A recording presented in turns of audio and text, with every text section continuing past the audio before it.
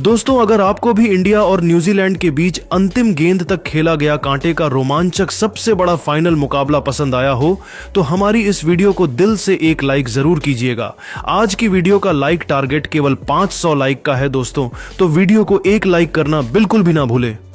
दोस्तों, फाइनल के अंतिम घमासान में जब इंडिया के सामने आई न्यूजीलैंड तो टीम इंडिया टॉस तो हारी, लेकिन फिर रोहित के तुरुप के इक्के, कुलदीप जड्डू और वरुण चक्रवर्ती की तिकड़ी ने अपनी लाजवाब बॉलिंग से इस मैच का रुख पलट दिया। भारतीय गेंदबाजों ने अपनी कातिलाना गेंदबाजी से न्यूजीलैंड के बैटिंग क्रम की धज्जियां उड़ा दी। तो दोस्तों, दिखाएंगे आपको भारत की कातिलाना गेंदबाजी से लेकर कैसे टीम इंडिया की मुट्ठी में आया यह फाइनल मैच, उसकी पूरी हाईलाइट का वीडियो भी, जिसे देखकर आपकी भी आंखें फटी की फटी रह जाएंगी। तो हमारे साथ लास्ट तक बने रहे। लेकिन उससे पहले आपको क्या लगता है कि कुलदीप, वरुण और जडेजा में कौन सबसे बड़ा मैच विनर अपनी टीम के लिए है? अपनी कीमती राय नीचे कमेंट करके जरूर बताइए दोस्तों। आखिरकार चैंपियंस ट्रॉफी 2025 का सबसे बड़ा फाइनल मुकाबला यहां दुबई के मैदान पर दुनिया की दो सबसे बड़ी टीमों इंडिया और न्यूजीलैंड के बीच बेहद रोमांचक मोड़ पर शुरू हुआ, जहां हजारों लाखों की भीड़ के बीच जब मुकाबले की शुरुआत में टॉस के लिए सिक्का उछाला गया, तब एक बार फिर किस्मत के सितारे न्यूजीलैंड के कप्तान मिशेल सैटनर के चमके और उन्होंने टॉस जीतकर पहले बैटिंग करने का फैसला किया और टीम इंडिया को बॉलिंग के लिए आमंत्रित किया। और 140 करोड़ भारतीयों की उम्मीदों का बोझ अपने कंधों पर उठा रोहित की पलटन इस ट्रॉफी पर कब्जा जमाने के लिए मैदान में कदम रख चुकी थी। न्यूजीलैंड की तरफ से रनों की बरसात करने बिल यंग के साथ रचिन रविंद्र की खतरनाक जोड़ी मैदान में आई थी और पहले ओवर की अंतिम गेंद पर ही यंग ने शमी के खिलाफ चौका मारकर अपनी पारी की धमाकेदार शुरुआत कर दी थी। तो दोस्तों, टीम इंडिया के बहुत जल्द विकेट चटकाने के इरादों पर पानी फेरते हुए रचिन रविंद्र ने तो चौथे ओवर में हार्दिक पांड्या की धज्जियां उड़ाकर रख दी। जी हां, चौथी ही गेंद पर हार्दिक का स्वागत तूफानी छक्के से करने वाले रविंद्र ने पांचवी और छठी गेंद पर एक के बाद एक थप्पड़ की तरह दो चौके जड़कर हार्दिक के ही नहीं बल्कि 140 करोड़ हिंदुस्तानियों के पसीने छुड़ा दिए थे। जहां न्यूजीलैंड ने इस मैच में विस्फोटक शुरुआत की थी। हार्दिक पांचवें ओवर में शमी को निशाना बनाते हुए रविंद्र ने दो लगातार चौके उनके खिलाफ भी जड़े और भारतीय खेमे में हड़कंप मचा दिया था। ऐसे में उनकी पिटाई से परेशान होकर रोहित बुला लेते हैं अपने तुरुप के इक्के वरुण चक्रवर्ती को विकेट की तलाश में छठे ही ओवर में। लेकिन दोस्तों, पहले ही बॉल में चक्रवर्ती वाइड फेंकते हैं, जिसके चलते मुफ्त में न्यूजीलैंड को 5 रन मिल जाते हैं और न्यूजीलैंड की पारी यहां पर T20 की रफ्तार से आगे बढ़ रही थी। इसी बात की चिंता हर एक हिंदुस्तानी खुद कप्तान रोहित को खाए जा रही थी। 7वें ओवर की अंतिम बॉल में शमी को बाउंड्री के बाहर चौके के लिए मारकर यंग ने अपनी टीम को 51 रनों तक 7 ओवर में पहुंचा दिया था। इन दोनों के बीच एक धमाकेदार ओपनिंग पार्टनरशिप भी हो चली थी, जिसने टीम इंडिया को मुसीबत के दलदल में फंसा दिया था।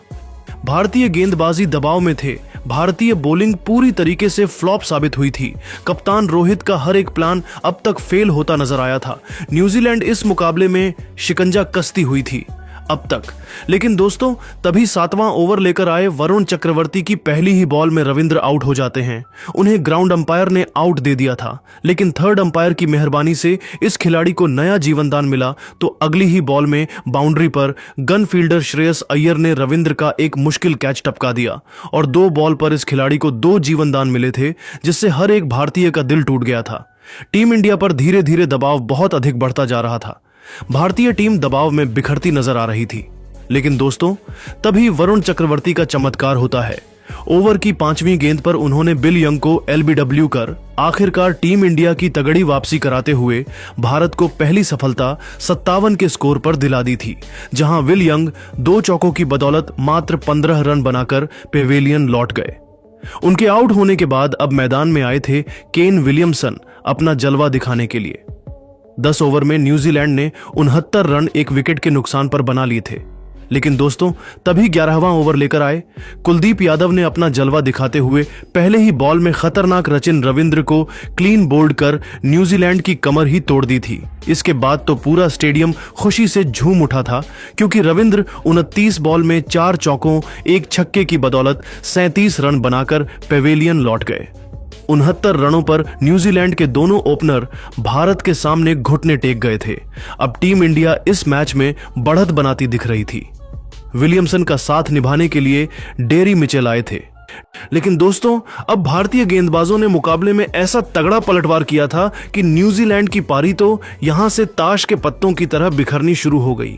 इस बार 13वें ओवर में एक बार फिर कप्तान रोहित ने कुलदीप यादव को बुलाया और कुलदीप ने अपना जलवा दिखाते हुए इस बार न्यूजीलैंड के सबसे सीनियर खिलाड़ी केन विलियमसन को कॉट एंड बोल्ड कर न्यूजीलैंड के बैटिंग क्रम की धज्जियां उड़ाकर रख दी, जहां विलियमसन मुश्किल से 11 रन बनाकर पेवेलियन लौट गए और 75 के स्कोर पर न्यूजीलैंड के 3 बल्लेबाज भारत के सामने ढेर हो चुके थे। न्यूजीलैंड मुश्किल में नजर आ रही थी। अब मैदान पर अपनी टीम की डूबती नया को पर लगाने डेरिल मिशेल के साथ टॉम लैथम की खतरनाक जोड़ी मैदान में मौजूद थी। 15 ओवर में न्यूजीलैंड ने 83 रन 3 विकेट के नुकसान पर बना लिए थे। यह दोनों बेहद संभाल कर बैटिंग कर रहे थे, क्योंकि उन्हें भी पता था यदि वह आउट हुए तो फिर न्यूजीलैंड को तहस नहस होने से कोई नहीं बचा सकता। बेहद समझकर बैटिंग करते हुए इन दोनों ने 20 ओवर में अपनी टीम को 102 रनों तक पहुंचा दिया था। इन दोनों के बीच एक अच्छी साझेदारी बननी शुरू हो गई थी, लेकिन अभी भी दबाव न्यूजीलैंड पर था। और दोस्तों, बढ़ते दबाव का बखूबी फायदा उठाया इस बार सर रविंद्र जडेजा ने, जिन्होंने 24वें ओवर में एक और बड़ी मछली टॉम लेथम को एलबीडब्ल्यू कर न्यूजीलैंड के खेमे में सन्नाटा ला दिया था। इसी के साथ जहां लेथम 14 रन बनाकर पेवेलियन लौटे तो टीम इंडिया को 108 के स्कोर पर ही चौथी सफलता मिल चुकी थी। अब मिशेल का साथ निभाने के लिए खतरनाक ग्लेन फिलिप्स आए थे। दोस्तों, यह दोनों न्यूजीलैंड की आखिरी उम्मीद थी, यह बात उन्हें भी पता थी, तभी तो यह दोनों कोई गलती नहीं करना चाहते थे। संभाल कर बैटिंग करते हुए इन दोनों ने 35वें ओवर में अक्षर के खिलाफ 2 रन दौड़कर अपनी टीम को 150 रनों के पार पहुंचा दिया। इसी दरमियान 5वीं बॉल में रोहित शर्मा से एक कैच भी छूटा और इसका बखूबी फायदा उठाते हुए इन दोनों ने तो भारतीय टीम की नाक में दम करते हुए 50 रनों की कमाल की साझेदारी को भी अंजाम दे दिया था।